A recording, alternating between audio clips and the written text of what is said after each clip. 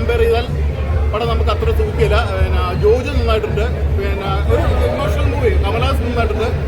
ഞാൻ പറഞ്ഞില്ല, നമ്മളെല്ലാവരും നായകനെ കമ്പയർ ചെയ്ത് വരുന്ന ആ ഒരു ഭൂമി ഇതിനകത്തില്ല. അല്ല, മാസം അവസാനത്തെ ആക്ഷനൊക്കെ അടിപൊളിയായിട്ടുണ്ട്. ഒപ്പം ആക്ഷൻ അവസാനത്ത് കമലഹാസനും മറ്റേ ചിമ്പുമായിട്ടുള്ള ആക്ഷൻ. പക്ഷേ ഞാൻ പറഞ്ഞല്ലോ, നമ്മളൊരു നായകനെ കമ്പയർ ചെയ്ത് വന്നാൽ അത്ര ഒരു നമുക്കൊരു ഭൂമി കിട്ടിയിട്ടില്ല.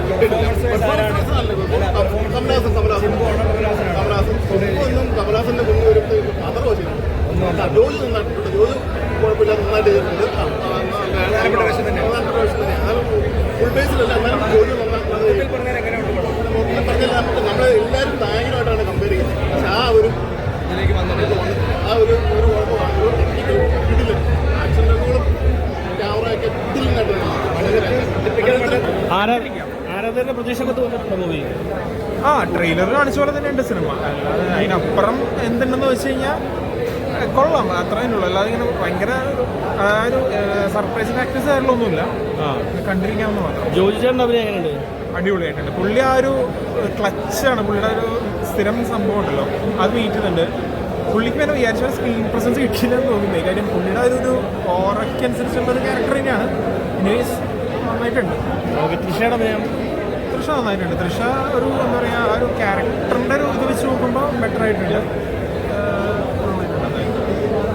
ഓക്കെ.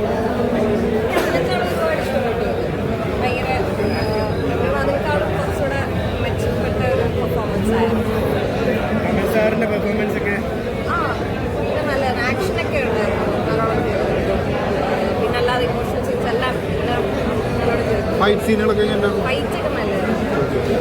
ഞാൻ ഫൈറ്റിന്റെ ആളല്ലാത്തതുകൊണ്ട് എനിക്ക് അങ്ങനെ ജഡ്ജ് ചെയ്യാൻ അറിയാം. STR-ഉം കമൽ സാറും ആദ്യമായിട്ടാണ് ഇങ്ങനെ ഒരു കോമ്പിനേഷൻ വരുന്നത്. അതെങ്ങനെ ഉണ്ടായിരുന്നു? അത് നല്ലതായിരുന്നു. പ്രത്യേകിച്ച് പുള്ളിയുടെ പെർഫോമൻസ് നല്ലതായിരുന്നു. ഇപ്പോൾ തഗ് ലൈഫിൽ മലയാളത്തിൽ നിന്നാണെങ്കിലും ബാബുരാജും പിന്നെ ജോജു ചേട്ടനൊക്കെ വന്നിട്ടുണ്ട്. അപ്പോൾ അവരൊക്കെ എങ്ങനെ ഉണ്ടായിരുന്നു? നല്ല ജോജു ചേട്ടനല്ലേ, നല്ലോണം ചെയ്തിട്ടുണ്ട്. ബാക്കിയുള്ള എല്ലാം മലയാളത്തിൽ വേറെ അശ്വിൻ ലക്ഷ്മി എല്ലാവരും ഉണ്ടായിരുന്നു. എല്ലാവരും നല്ലോണം ചെയ്തിട്ടുണ്ട്. എല്ലാം കൊണ്ട് നടക്കും. മലയാളത്തിൽ ഒരുപാട് ആർട്ടിസ്റ്റുകളുണ്ട്. ജോജോക്ക് കുറച്ച് എനിക്ക് കേട്ടതാണ്. ഒരുപാട് പേര് പെർഫോം ചെയ്തു. ഈ പറഞ്ഞ പോലെ ഇൻറ്റിമേറ്റ് സീൻസ് ഒന്നും ഇല്ല ട്രെയിലർ കാണിക്കുന്നതുകൊണ്ട്. വയലൻസ് ഈ പറഞ്ഞ പോലെ ഇൻറ്റിമേറ്റ് സീൻസ് ഒന്നും ഇല്ല ട്രെയിലർ കാണിക്കുന്നതുകൊണ്ട്. പിന്നെ വയലൻസ് ആവശ്യത്തിനായിരുന്നു. എല്ലാം കൊണ്ട് നടക്കും. ഇതിപ്പോൾ തമിഴ് മനസ്സിലാത്തവർക്കാണ് പടം ലാഗ് ചെയ്ത് പോകുന്നത്. തമിഴ് അറിയാത്തവർ സബ്ടൈറ്റിലൂടെ കാണും. അണ്ണൻ തമിഴ് അറിയാമോ? എനിക്ക് തമിഴ് അറിയില്ല, പക്ഷേ സബ്ടൈറ്റിൽ കണ്ടെങ്കിൽ മനസ്സിലാവും. തമിഴ് അറിയാത്തവരായിരിക്കും ചിലപ്പോൾ നെഗറ്റീവ് കൊടുക്കുന്നത്. ഞാൻ അറിയാത്തൊരു സബ്ടൈറ്റിലൂടെ കാണും. നല്ലൊരു മൂവിയാണ്. കമലഹാസന്റെ പെർഫോമൻസ്, ഇതിൻ്റെ ഡയറക്ഷൻ, സ്റ്റോറി ഉള്ളതാണ്. റഹ്മാന്റെ മ്യൂസിക് എങ്ങനെയുണ്ട്? മ്യൂസിക് BGM അങ്ങനെ കണ്ടിന്യൂസ് ആയിട്ടില്ല. എന്നാലും കുഴപ്പമില്ല. ഭയങ്കര ഒന്നും പറയാൻ പറ്റില്ല. എന്നാലും മണിയത്രം റഹ്മാനുള്ള കോമ്പിനേഷനാണ്. സ്ഥിരം മണിരത്നം പാറ്റേൺ ആണോ അതോ എന്തെങ്കിലും മാറ്റി പിടിച്ചിട്ടുണ്ടോ? ഒരു ഗാങ്സ്റ്റർ മൂവി, നായകനെ പോലെ ഗാങ്സ്റ്റർ മൂവിയാണ്. പക്ഷേ നായകൻ്റെ അത്ര ഇൻറ്റൻസ് ആണ്. ഫസ്റ്റ് ഹാഫിലെ സെന്റിമെന്റ്സ് ആണ്. ഒരു ഫാമിലി പടം കൂടെയാണ്. Second half action, Kamal Haasan action നന്നായി ചെയ്തിട്ടുണ്ട്. കമലഹാസൻ അല്ലാതെ വേറെ ഏതെങ്കിലും ഒരു നടനെ പ്ലേസ് ചെയ്യാൻ പറ്റുമോ അവിടെ? ചിമ്പു തന്നെ ചെയ്തിട്ടുണ്ട്. ആ ഒരു റോള് ചെയ്യാനായിട്ട് കമലഹാസനെ പറ്റുള്ളൂ. കമലഹാസൻ ചിമ്പുവാണ് കോമ്പിനേഷനാണ്. എനിക്ക് പഠിച്ചു. എനിക്ക് എൻ്റെ അഭിപ്രായം പറയാൻ പറ്റും. എനിക്കൊണ്ട് തമിഴ് മനസ്സിലാത്തവർക്കാണ് ഈ നെഗറ്റീവ് വേർഡ്. അത് സബ്ടൈറ്റിലൂടെ കാണും. സൂപ്പറാണ്, കുഴപ്പമൊന്നുമില്ല. മണിരത്നത്തിൻ്റെ ഒരു കമ്പാക്ക് എന്ന് വേണമെങ്കിൽ പറയാം. പിന്നെ റഹ്മാൻ മ്യൂസിക് അടിപൊളിയായിരുന്നു. പിന്നെ ജോജി ജോർജിൻ്റെ ആക്ടിങ് അടിപൊളിയാണ്. പിന്നെ സിംബുവിൻ്റെ ആക്ടിങ് അടിപൊളിയാണ്.